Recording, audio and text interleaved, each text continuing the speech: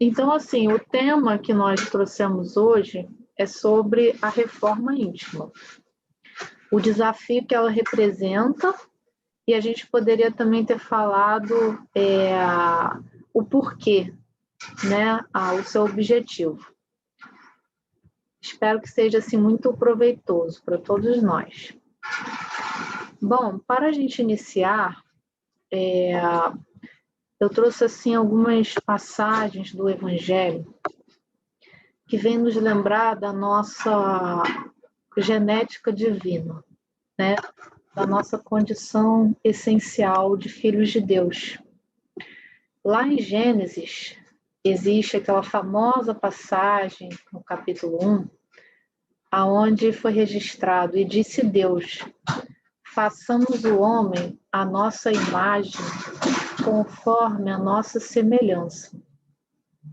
E Paulo, na sua primeira epístola aos Coríntios, capítulo 3, versículo 16, ele escreve: não sabeis vós que sois o templo de Deus e que o Espírito de Deus habita em vós?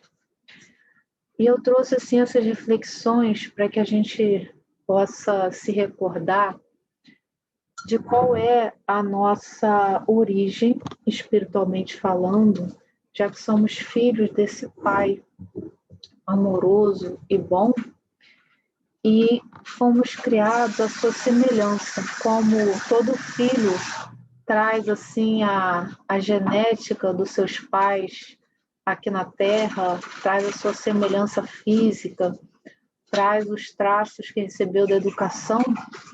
Nós também, quanto espíritos eternos, imortais, trazemos também o que Emmanuel vai chamar, que a gente vai ver mais abaixo, esse gene divino, essa inscrição do nosso Criador, essa semelhança que a gente tem com esse Pai. Embora não esteja ainda manifesto em nós a nossa angelitude e a luz divina. Mas é importante a gente se recordar dessa paternidade divina, porque em se tratando desse tema da reforma íntima, do autoconhecimento, o nosso objetivo último, espiritualmente falando, como sabemos pelo Espiritismo, é nos aproximarmos desse Pai, né? Então, fica essa reflexão para nós de onde viemos e para onde vamos, né? E tem um livro muito assim especial, muito carinhoso, estou até querendo reler, eu li há alguns anos atrás, se chama Filho de Deus. É um livro psicografado por Divaldo, pelo espírito Joana de Ângeles. E logo no início do livro, ele tem mensagens bem curtinhas, tem uma mensagem que se chama Filho de Deus. E eu trouxe aqui porque ela é muito bonita, né? E assim, é quase que uma poesia, toca o nosso coração. E Joana fala assim: és filho de Deus, cujo amor inunda o universo e se encontra presente nas fibras mais íntimas do teu ser. Por isso, nada te deve atemorizar ou afligir demasiadamente. Tens uma fatalidade que te aguarda, a plenitude da vida. Lográ-la de imediato ou mais tarde dependerá do teu livre arbítrio. Empenha-te no sentido de conseguir êxitos nos teus empreendimentos íntimos, mesmo que a peso de sacrifícios, recordando-te que em qualquer situação Deus está contigo. E eu destaquei assim, algumas passagens, né, dessa mensagem tão profunda, e eu acho ela assim, tão bonita, tão carinhosa, né, que é o tipo de mensagem que a gente devia assim, colar na nossa parede, no mural, na geladeira e ler todo dia, né? Para dar aquela força para a gente, aquela esperança no momento de dificuldade, dor. Porque Joana já começa falando que dentro de nós, lá dentro do nosso íntimo, existe esse amor de Deus, né? E mesmo que nesse momento ele não esteja assim manifesto plenamente na humanidade ou em cada um de nós, ele está lá. Então, isso dá para a gente assim, uma esperança de saber que um dia todos nós vamos manifestar esse amor, esse reflexo do Pai. E ela fala que essa presença de Deus em nós deveria ser assim, um porto seguro, porque pela nossa busca de cada um, a gente vai encontrar essa presença, né? Como assim uma luz interior a nos orientar.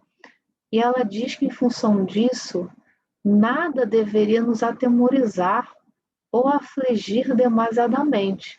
Quer dizer, quando a gente encontrar dentro de nós essa presença, essa força, essa inspiração, de uma forma cada vez mais constante, pelo nosso aprimoramento, a gente vai aos poucos adquirindo aquela paz, aquela esperança, né? Um olhar mais otimista para a vida, uma fé mais fortalecida. E ela fala que temos uma fatalidade à plenitude da vida, né?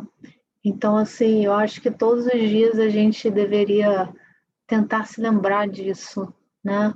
Falar para a gente que não importa o que a gente está vivendo agora, o que a gente viveu recentemente, as dificuldades, que um dia isso vai passar e temos essa plenitude nos aguardando, né? Tem uma mensagem de Emmanuel que ele fala assim, Deus está vindo, né? Então, a gente tem essa destinação, mas, como Joana nos recorda, isso vai depender também de nós, né? Porque a gente precisa se empenhar nesse esforço diário para que a gente consiga ter sucesso nesses empreendimentos íntimos, que é a nossa melhoria espiritual. Mas para que sempre nos lembremos que Deus está conosco. Isso para mim é quase assim um mantra, né? Uma coisa tão, tão positiva que a gente deveria estar sempre falando para nós.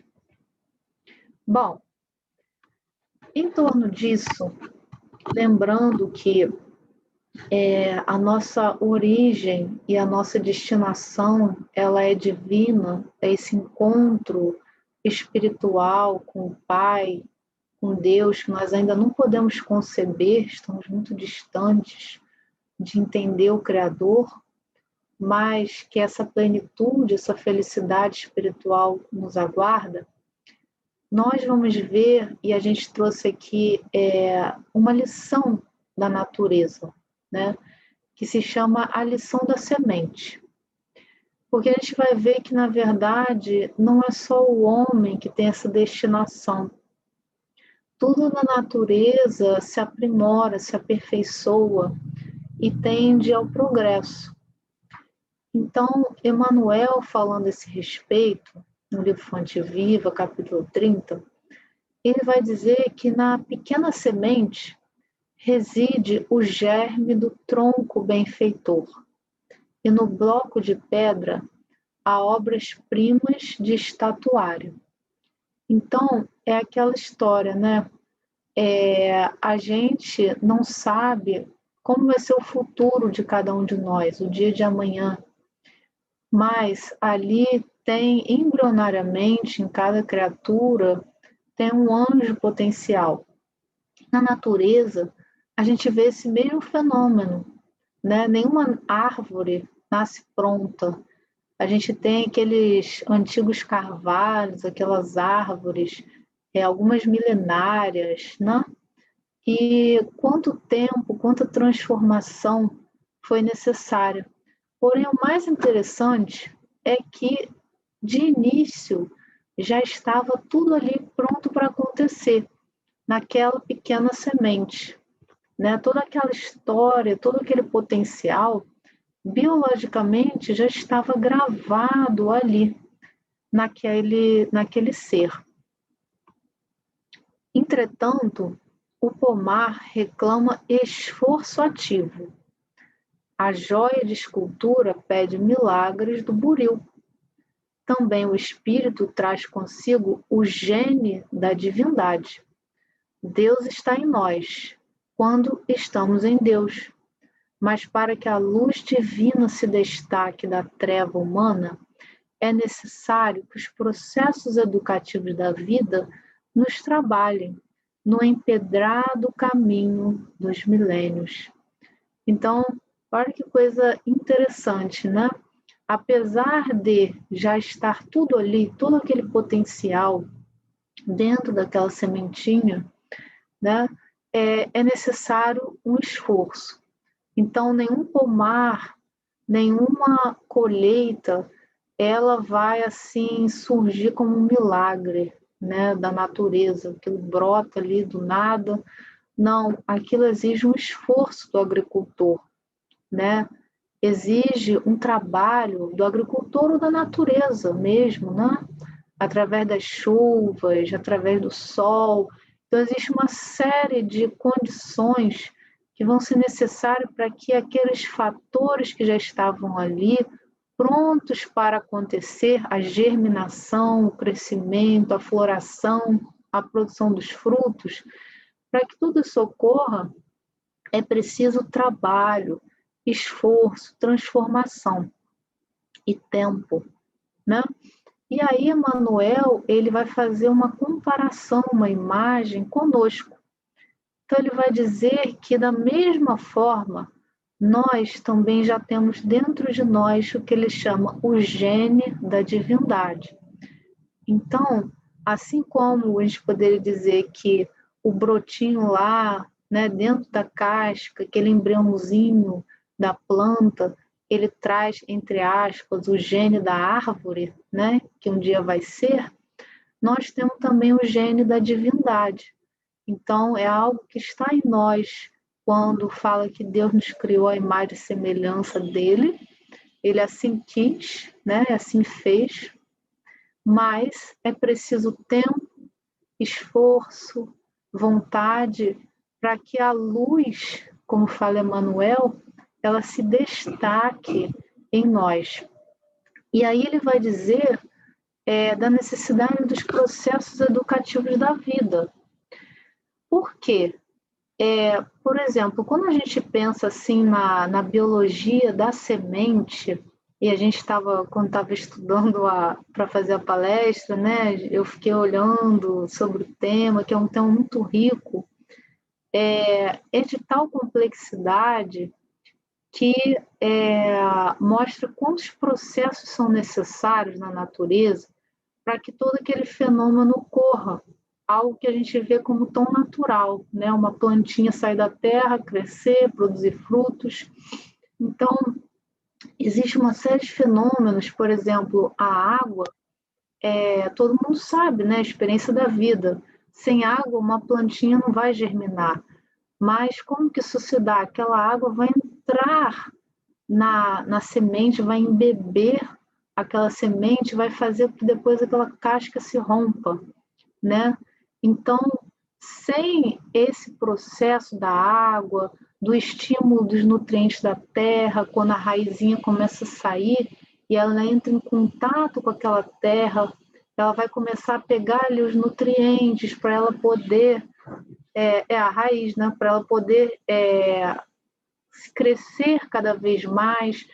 Então, esses processos que existem na natureza e são necessários para essa germinação, para essa transformação, eles também são necessários para a nossa evolução espiritual. Porém, no nosso caso, são os processos educativos da vida. Então, as experiências que a gente vive ao longo das nossas encarnações vão ser a água, vão ser a terra, vão ser o sol, que vão atuando em nós para que a gente vá assim, revelando o que estava oculto, né? Aqueles potenciais que estavam ali dentro, já inscritos no nosso, entre aspas, material genético, né? Espiritual. Então, aquilo ali começa a se manifestar na forma de virtudes, na forma de desenvolvimento intelectual, desenvolvimento moral, a partir dessa educação.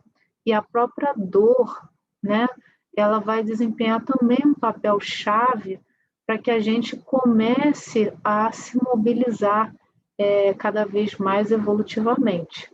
Então, essa comparação da semente com a evolução do espírito, ela é assim, de tamanha precisão, embora poética, né?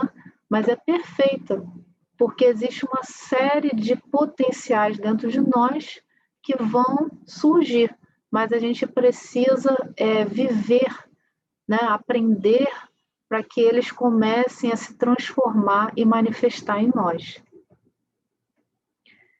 E no livro Jesus no Lar, pelo Espírito Neo Lúcio, tem um capítulo que se chama justamente A Lição da Semente.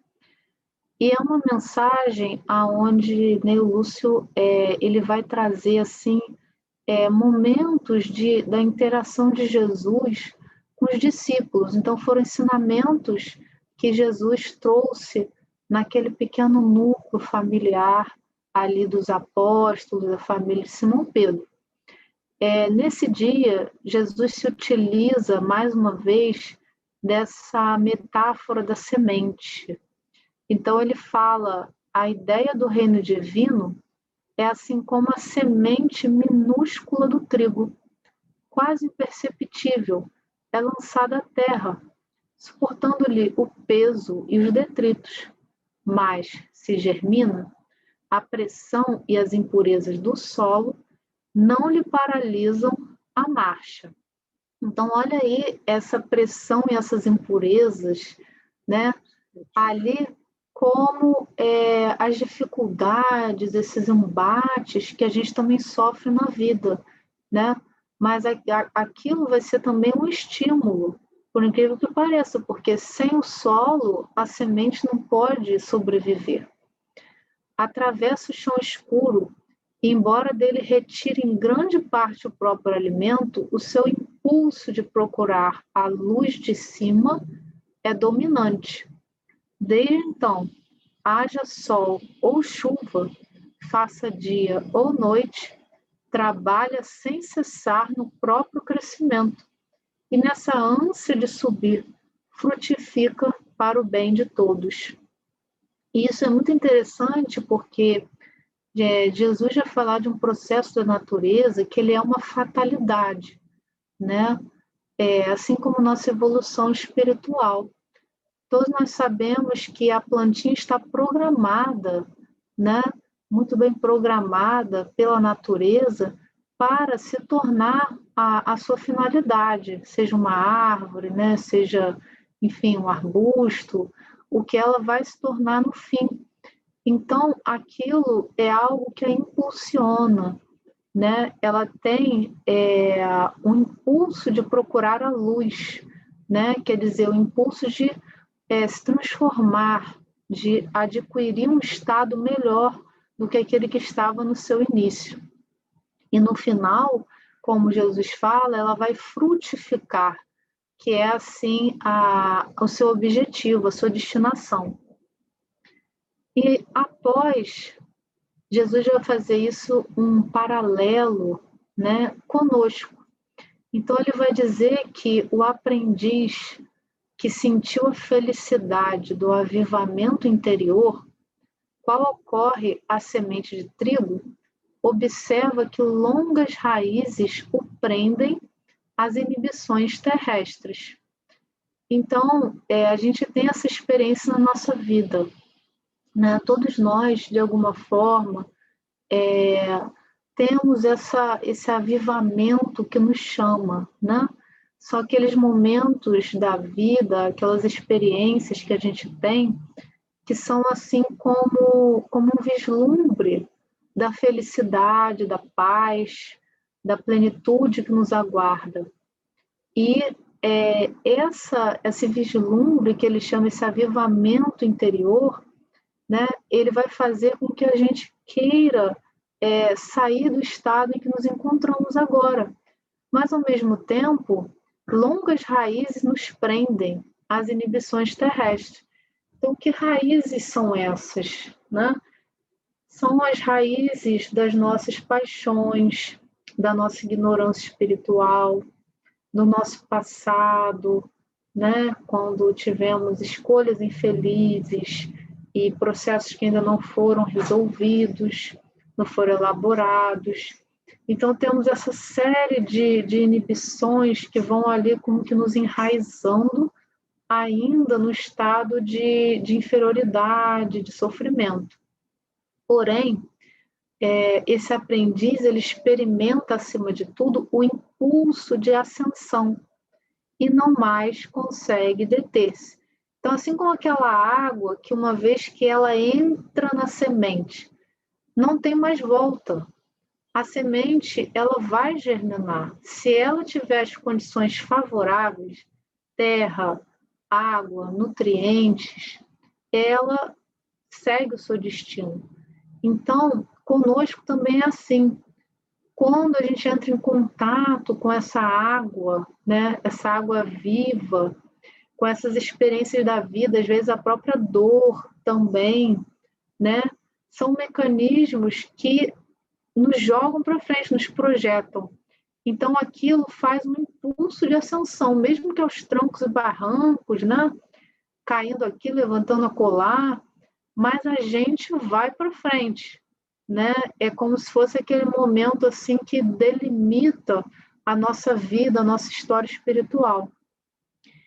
E Jesus continua dizendo que esse discípulo, então, ele passa a agir constantemente na esfera de que se fez peregrino em favor do bem geral. Não encontra seduções irresistíveis nas flores da jornada. A visão do pai é a preocupação obcecante que lhe vibra na alma de filho saudoso. Então, isso aqui acho que deveria assim, se constituir para nós a nossa meta, né? Me faz assim lembrar de Paulo quando ele fala que o amor de Cristo nos constrange, né? Então, fico imaginando assim o que é já estar com esse sentimento no coração, né? Aquele constrangimento mais positivo, que é isso que Jesus fala, que é algo que já te impulsiona, não tem mais como olhar para trás, não tem mais como ficar parado ou estar satisfeito aonde se encontra, a ponto de que não existe mais sedução irresistível, né? Existe as provações da vida, as dificuldades, mas nada será assim irresistível, porque existirá uma vontade, uma determinação desse encontro com o Pai, né? Então a gente assim deveria buscar, pedir sempre a Deus para ter a experiência, né? Eu me recordo agora de uma pessoa muito querida, uma amiga nossa, e é uma pessoa de muita sabedoria, já uma senhora que nós conhecemos, uma pessoa bem simples, mas com aquela, sabe, aquela fala assim de quem vive, né? Aquilo que diz. E ela estava sempre falando conosco assim: você já viveu uma experiência com Jesus? Né? Toda vez que ela nos encontrava, ela falava assim: você já viveu uma experiência com Jesus? E cada vez mais eu acho que começo a tentar entender o que ela queria dizer com isso, né? Que é justamente isso que Emmanuel, quer dizer, que Ney Lúcio está falando aqui. Quando a gente vai tendo essas experiências com Deus, com o bem, com Jesus, com amor, aquilo se torna um desejo, um obcecante, né? Porém algo bom, é uma determinação de querer viver cada vez mais aquilo, aquela paz, aquela plenitude, né? Como o filho da parábola que retorna para o pai. Bom, aqui não foi um slide por engano, né, da aula de biologia, Mas eu tive assim que trazer um pouco dessa beleza da natureza, porque quem é biólogo, né, quem está um pouquinho nessa área, ou quem é curioso, sabe, né, que era como eu comentava outro dia aqui em casa, que é interessante quando você conhece um pouquinho sobre o tema, você vê de uma outra forma, né? Então eu falava assim, olha, eu adoro pinturas, mas quando eu olho para um quadro, eu tenho um olhar de leigo. Então eu fico admirando aquela pintura, eu falo, nossa, que coisa bonita, mas eu tenho certeza que quem é artista vê aquilo com outra profundidade, né? Porque além de ver a beleza estética que a gente vê, ele entende como é que aquilo foi produzido. Então ele vê o que está por detrás, a técnica do artista, a inovação, como que ele planejou, enfim, o contraste, a luz, né? Como ele planejou, como ele concebeu. Tem artistas que ficam meses, às vezes anos, para pintar um quadro, né? Então a pessoa ela vê com outro olhar. E aí eu pensei em trazer um outro olhar aqui para a gente ver essa semente, né? Vendo ela por dentro. Porque a gente sabe que a natureza é magnífica, basta olhar para a gente ver, né? A presença de Deus ali. E quando a gente vê também aquilo por dentro, como aquilo funciona, é mais magnífico ainda. Então, por exemplo, aqui na esquerda a gente tem uma raiz. Isso é a pontinha de uma raiz, né? Uma raizinha assim pequena, e ela está ampliada, né? Está sendo vista pelo microscópio. Então a gente está vendo uma raiz, digamos assim, por dentro. Cada quadradinho desse é uma célula que compõe aquela raiz. E eu acho isso magnífico, porque às vezes a gente fica pensando assim, gente, por que transformação demora tanto, né? Por que é tão difícil, às vezes, a gente perder um hábito ruim, a gente adquirir uma virtude, ter mais paciência com a gente, com o outro? Mas se a gente olhar para a própria natureza, a gente vai ver que tudo acontece gradativamente, aos poucos. Então, por exemplo, como é que uma raizinha que sai pequenininha da semente, né, um dia se torna aquela raiz tão grande de uma árvore que ela chega até a quebrar cimento, né? É através do crescimento gradativo ao longo de anos. Então, cada célulazinha dessa, ela vai se multiplicando, né? Ela se divide e gera uma outra célula, né? Chamada divisão celular. Então, nesse processo em que uma gera outra, outra gera outra, outra gera outra, a gente vai tendo essa coisinha tão pequenininha, ela vai crescendo, né? Então, até quando Jesus usa esse símbolo, né, da semente se transformando no reino de Deus, é porque aquilo que a gente começa a semear na nossa alma, de uma forma pequena, incipiente, frágil, aquilo vai aos pouquinhos se transformando, né? Então, essa coisa da gradação na natureza, e tudo obedecendo esses mecanismos, né? Das leis da sabedoria. Na direita, a gente tem algo também muito assim gracioso. Isso é uma semente por dentro, né? Então, isso aí é a semente antes dela germinar, é um corte, né, histológico, e a gente vê como a semente, digamos assim, é por dentro. E é interessante que isso é como se fosse quase que um embriãozinho humano, né? E, de fato, é um embrião, só que é da planta, né? Então, por exemplo, a gente vê já nessa sementinha, a gente vê a pequena raiz que está aqui, né, que se chama radícula. Então, a gente tem já ali a raizinha que já se formou, né, está ali só aguardando aquela semente eclodir para ela sair, né, para a terra. A gente tem ali os chamados cotilédones, que são as folhinhas embrionárias, né? Então, assim como a gente faz aquele ultrassom, já vê aquele bebezinho se formando, coraçãozinho batendo, né? O cérebro, a formação dos órgãos, né? Em todos os seres é assim, até nas plantas, né? Uma coisa tão bonita.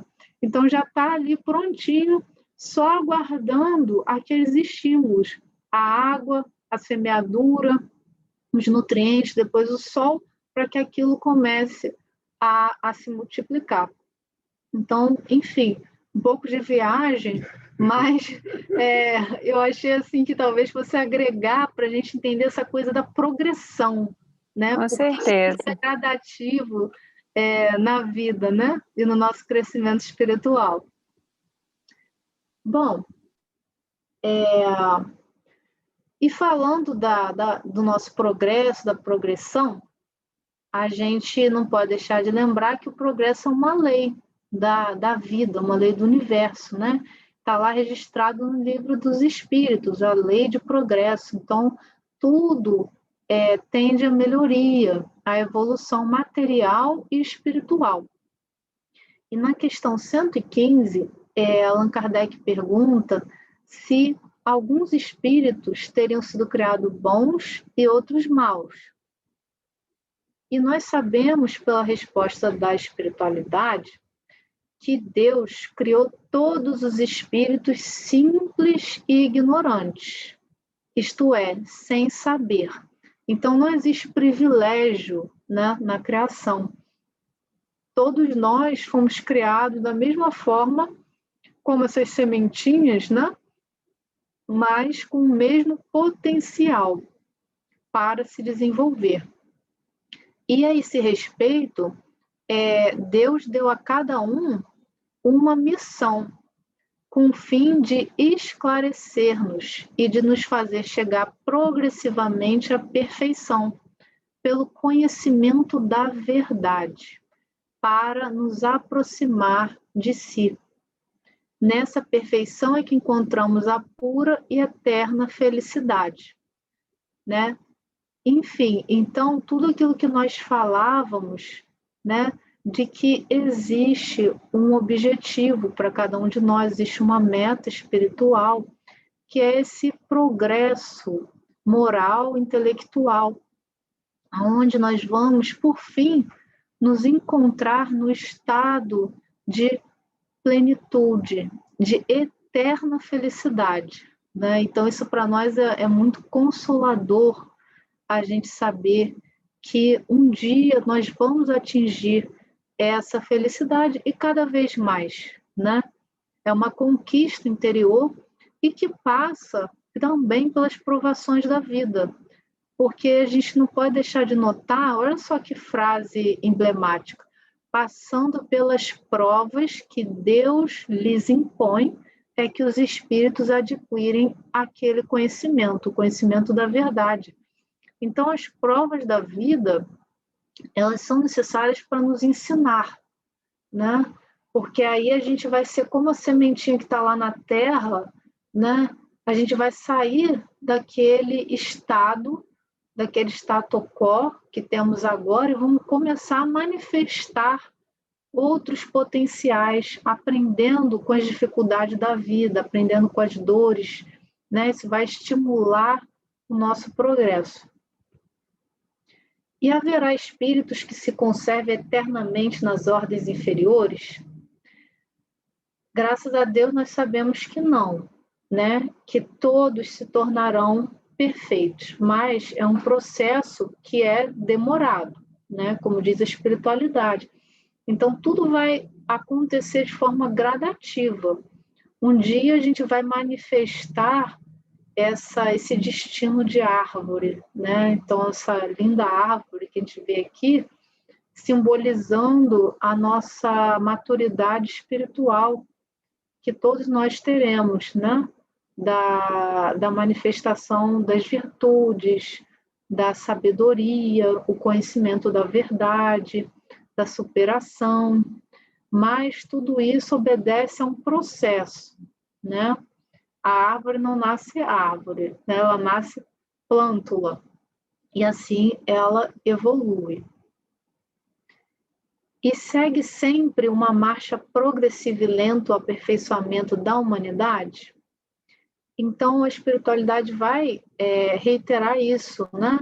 De que esse progresso, ele, sim, ele é regular e é lento. Então, e ele resulta da força das coisas. Olha que interessante, né? Então, o próprio universo, a vida, as leis que regem a vida, elas geram essa espécie de força das coisas, né? É aquele motor que vai movendo tudo para a transformação, para o progresso. Mas isso acontece de forma lenta. E até mesmo quando a gente olha para a natureza e a gente vê a evolução das espécies, o aperfeiçoamento das formas, né, da vida, a gente sabe hoje que a vida surgiu há bilhões de anos no planeta, né? Então, como que isso tudo vai se dando de uma forma gradativa, a nível material, né? O surgimento das novas espécies, o desenvolvimento do sistema nervoso, e até chegar no estado de humanidade, né? A aquisição do livre-arbítrio, da razão, da autoconsciência. Então, tudo isso é um processo lento, né? Mas quando, como fala aqui a espiritualidade, quando o homem ou quando os povos não progridem tão depressa quanto deveríamos, então Deus sujeita de tempos em tempos um abalo físico ou moral, que termina por nos impulsionar, por nos transformar. E aí vem a dificuldade da vida, né, para impulsionar esse processo que às vezes nós, como seres humanos, porque já temos escolhas, às vezes nós teimamos em evoluir, né? Então Deus vem dar aquele empurrão e muitas vezes é através da dor. E lembrando também que nós temos essa bênção do espiritismo nas nossas vidas, porque o espiritismo ele contribui para o nosso progresso espiritual, né? Então Kardec ele vem perguntar como que o espiritismo vem a contribuir para esse progresso. E nós sabemos que é pelo esclarecimento, né? Então a espiritualidade vai dizer que o espiritismo destrói o materialismo, uma das chagas da sociedade, e faz com que os homens compreendam onde se encontram seus verdadeiros interesses. Então, a gente vai sempre assim nos lembrando, né, pelo estudo e, enfim, pela bênção dessa doutrina e do Evangelho de Jesus, aonde deve estar o nosso foco, a nossa meta, que deve ser a nossa melhoria espiritual, né?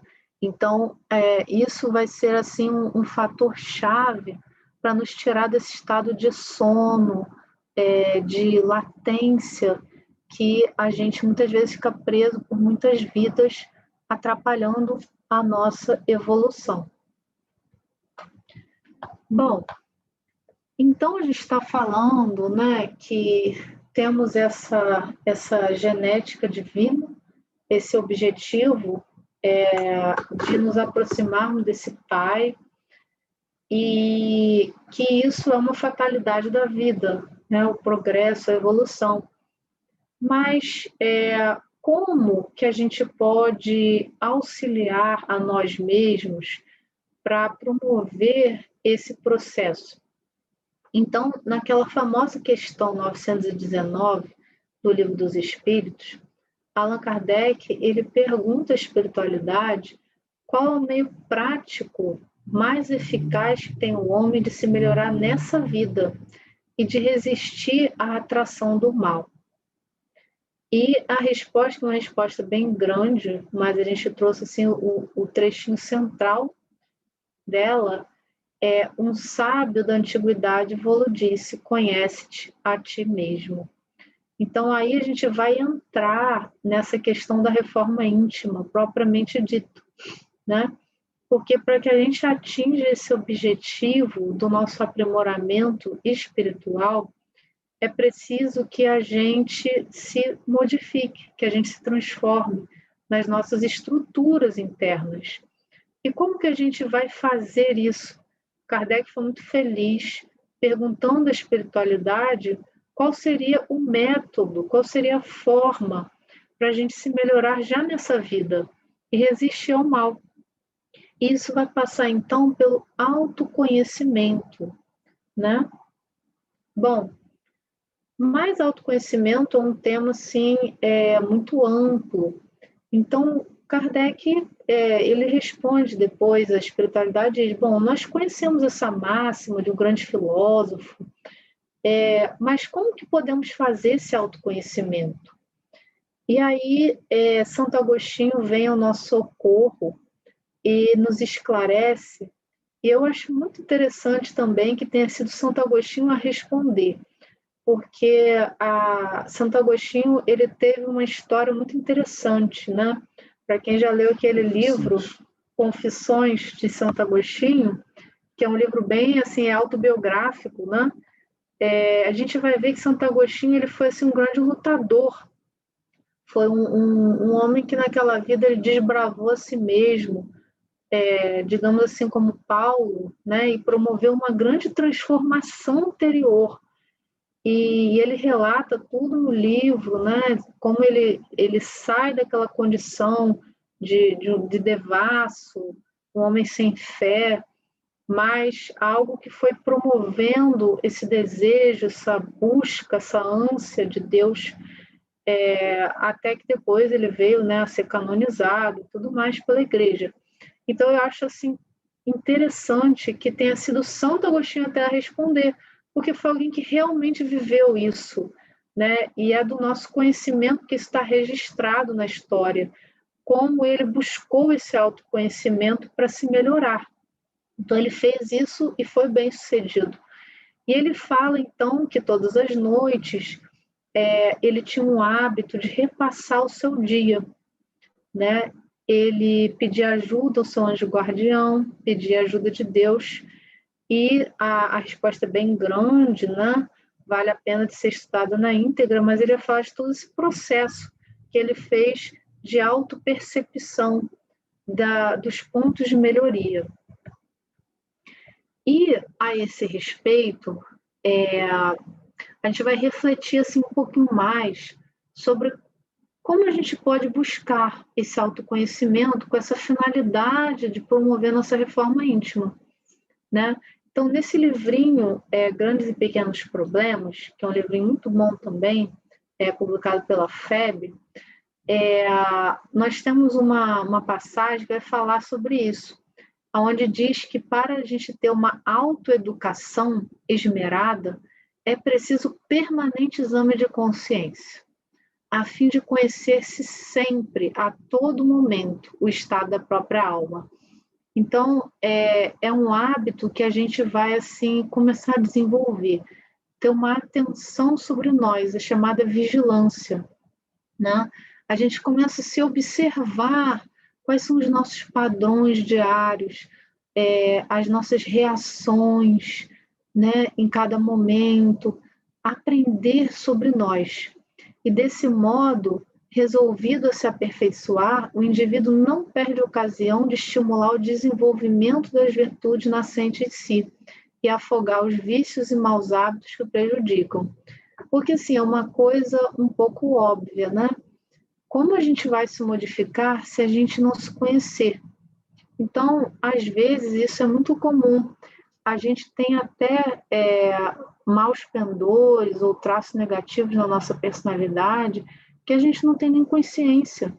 A gente está tão habituado àquele jeito de ser, né? Ou aquilo está inconsciente em nós que a gente não vem à tona, né? Então, a gente vai vivendo em função de hábitos, de reflexos condicionados, emocionais, né? De crenças limitantes, e a gente tem que tomar conhecimento disso, né? Então, esse exame de consciência, essa autoobservação, ela tem esse propósito, da gente começar a perceber quais são os gatilhos, né? O que nos irrita em nós, no outro, né?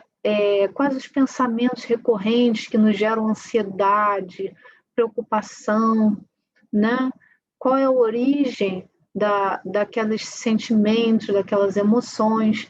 Então, é um estado assim de vigilância, de autoatenção. E nesse livro que se chama Mereça Ser Feliz, pelo espírito Hermance Dufour, psicografia de Vanderlei de Oliveira, é um livro muito interessante também, que aborda bastante essa questão, né, do autoconhecimento. E o espírito Hermance, ela vai fazer uma metáfora que eu achei muito emblemática para a gente entender qual é a necessidade do autoconhecimento para a gente se renovar, se melhorar. Então, ela fala para a gente imaginar uma situação onde tem um excelente engenheiro e ele foi convidado por uma empresa para fazer uma reforma, né, num prédio.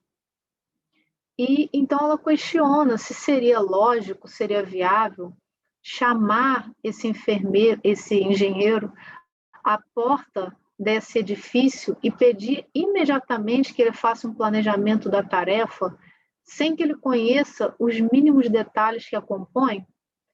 Essa comparação pode ser trazida para a vida íntima. Quer dizer, imagina a gente pega um engenheiro assim de repente, né, mostra um prédio para ele e fala: eu quero que você reforme esse prédio, me dê um plano agora, né? Eu quero todo o planejamento, eu quero todos os cálculos imediatamente, eu quero saber qual o custo, qual o tempo, tudo agora, quantidade de pessoal, né? E essa metáfora, que é impossível de ser realizada, né, mesmo na construção de um prédio, na reforma de um prédio, ela se aplica para nós. Então, a gente sabe da nossa necessidade de renovação, de melhoria, mas como que a gente vai promover essa melhoria, essa reforma de nós mesmos, se a gente não fizer um planejamento adequado? Então, o autoconhecimento, ele visa que a gente conheça as estruturas internas em nós que precisam de melhoria, né? E as causas também das nossas dificuldades, das nossas vicissitudes, e também o nosso lado luz, que vai vindo à tona, né? Os nossos potenciais. Então, por isso, esse mergulho interior, que ele é progressivo e vai acontecendo aos poucos. Então, a gente precisa ter assim, um plano de ação, uma forma de fazer, né? E aí ela pergunta: que reformas poderemos efetivar em nós sem o devido conhecimento do que precisa ser transformado? Conhecer-se é a primeira iniciativa a fim de estabelecermos um acordo de paz interior. E aí vem aquela história do como, né? Bom, a gente sempre fala: conhece-te a ti mesmo, vamos fazer uma interiorização, né? Mas assim, como a gente faz isso, né? Então, existem algumas formas da gente ir fazendo essa busca, desenvolver esse olhar atento sobre nós. A própria espiritualidade sempre vai nos sugerir a esse respeito que a gente deve focar nossa energia nesse processo, né? Como está na questão 14 do Livro dos Espíritos, aonde a espiritualidade diz: estudai as vossas próprias imperfeições, a fim de vos libertar de delas, né? Então, a gente precisa literalmente estudar, aprender sobre nós, né? E como que a gente vai fazer isso? Pela autoanálise, quer dizer, pela autorreflexão, que pode ser assistida terapeuticamente, né? Ela pode acontecer em conjunto com um profissional, especialmente em casos onde existe uma dor emocional, espiritual profunda, que a gente não esteja sabendo administrar, lidar com aquela questão, onde essa autoanálise a gente vai ter como objetivo compreender a origem das nossas dores ou das nossas paixões, das nossas vicissitudes, porque muitas vezes a gente tem um traço de personalidade. Vou dar um exemplo assim qualquer, uma pessoa muito raivosa, né? E aí a gente fala: nossa, tem muito ódio no coração. E a gente coloca quase que uma fórmula, né? Às vezes: você tem que ter mais brandura, não pode ser assim, você precisa ser pacífico. Mas para aquela emoção raiva estar tão assim, à flor da pele, aquilo tem um histórico, aquilo tem uma razão, às vezes tem uma memória ali de dor que não foi elaborada, existe um processo de perdão, de auto-perdão, que precisa ser feito, existe uma memória traumática dessa vida, de outra vida. Então, assim, compreender a origem é quando a gente começa a tentar aceitar as emoções, as dificuldades que nós temos, tentando entender de onde elas vêm, né? De onde vem toda aquela raiva, ou de onde vem, enfim, aquela insegurança, seja lá o que for que nos amarfanha. E a gente pode fazer isso com um profissional e também, como propõe Santo Agostinho, né? Pela nossa autoanálise assistida por Deus, pela espiritualidade, pela reflexão diária, se observando. A oração é fundamental nesse processo para que a gente possa pedir o auxílio divino e o auxílio dos bons espíritos. A gente precisa ter um suporte, né, um fortalecimento para entrar nesse mundo interior. A vigilância para que a gente esteja atento todos os dias a nós mesmos, né? Se a gente já vai sabendo como que a gente funciona, a gente vai ficando assim mais perspicaz, né? Sabendo lidar conosco. Então, é a história que me recorda assim, do Chico, né?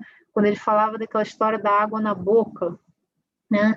Aquilo foi um método que ele encontrou para lidar consigo mesmo, né? Para tentar tolher uma impulsividade de responder imediatamente, né? Então, a gente vai começando a saber lidar com os nossos impulsos infelizes. E a ação no bem, visando criar novos hábitos, né? Porque os hábitos que temos hoje, negativos, eles foram construídos ao longo do tempo. E a gente precisa criar, assim, novos hábitos emocionais, hábitos mentais, e isso a gente vai fazendo ali na prática, né? Se propondo a diariamente se exercitar em ter novos sentimentos, em ter uma interiorização que vai, assim, transformando a gente a pouco. Bom, eu acho que já deu, assim, o nosso tempo, né? E teria até mais um pouquinho para falar, mas eu vou colocar aqui no nosso slide final já, só assim, a título do como, por exemplo, a gente pode literalmente empreender essas pequenas tarefas para nós próprios, né, para a gente se autoeducando. Então, assim, a gente listar nossos objetivos, né? Então, por exemplo, a gente começar a ficar atento para o nosso mundo interior e perceber o que eu hoje teria como objetivo de desenvolver em mim, né? Quais as virtudes que eu quero mais assim focar? É a paciência, é o perdão, é a fé, né? Seja lá o que for, é a autoestima. Então, a gente listar literalmente esses objetivos e como que a gente pode exercitar aquelas virtudes, né? O famoso diário da gratidão, né? Para a gente começar assim a desenvolver mais esperança, mais otimismo. Então, se a gente está focando muito assim no negativo ou no momento da dificuldade, colocar um horáriozinho no nosso dia para a gente começar a listar o que de bom tem na nossa vida, né? O que aconteceu de bom no dia de hoje, qual a situação boa que eu posso criar para mim, para o outro, e começar a criar aquele padrão, aquela vibração de pensar no bem, né? O horário da revisão diária, como fala o Santo Agostinho, né? Da gente colocar aquele horáriozinho, esse aqui é o meu horário do meu auto-amor, meu horário do meu compromisso com Deus. Eu vou botar meia horinha e vou aqui ficar revisando o meu dia, o que eu posso melhorar, o que eu fui bem, o que eu posso ir melhor. Perguntar ao meu anjo guardião para que me inspire, como que eu posso superar essa dificuldade que me venha por sonho, que venha por um livro, enfim, o estudo, a caridade, né? Tudo isso são recursos que a gente precisa assim, exercitar na nossa vida para desenvolver essa transformação, essa reforma interior. E, por fim, para deixar essa mensagem muito bonita para nós, a Irmância, ela, no prefácio desse livro, Merecer Feliz, tem uma mensagem intitulada Pérola de Deus. E ela vai dizer que a felicidade é como uma pérola. que se forma dentro da ostra. Ela nasce dos embates de cada dia no esforço da transformação no reino do sentimento. Portanto, mesmo com os problemas e dificuldades, não desanime ou interrompa teus ideais de espiritualização. A seu tempo, perceberás um clarão reluzente na tua intimidade, refletindo a riqueza e a sabedoria do Pai, que servirão para embelezar a vida e fazer-te mensageiro da paz em ti mesmo. É a pérola da alegria definitiva. Então, coisa bonita, né? Saber que um dia a gente vai encontrar essa pérola que está crescendo dentro de nós, pelos embates da vida, pelas lições educativas, né? Mas que esse clarão, essa luz, essa presença de Deus, ela está vindo. Então, para que a gente persevere e tenha essa esperança de que vamos também encontrar essa joia no nosso interior.